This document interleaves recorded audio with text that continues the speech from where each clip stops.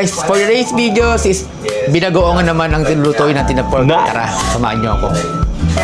Dahil mainit na yung kawali natin, maglagay na tayo ng mantika para unahin natin yung talong. Unahin natin prituin yung talong para hindi siya masira kapag niluluto na natin yung pork binagoongan natin. Ito yung baboy, guys. Lutuin natin, unahin yung baboy hanggang sa mamula to. At dahil mamula-mula na ang ating pork, tanggalin na natin. At syempre, mag-isa na tayo ng bawang at sibuyas. Una natin ilagay yung kamatis, guys. Durugin natin to para mamaya pumula yung ating pork binagoongan. Ganyan natin tong, guys, bawang sibuyas. Sabay na natin tong bagoong.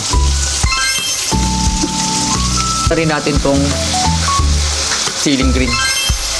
Budbud. Okay na yung ating mga pangricado. Lagyan natin tong pork. At dahil luto na yung ating pork at ang ating mga panglagay at pangricado, ay ilagay natin itong sitaw. Kumpleto sa ating pork binagoongan ang ating talong.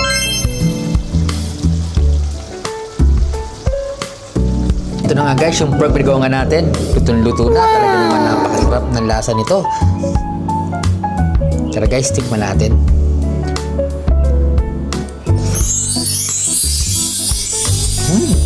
Sobrang sarap, guys. Kain tayo.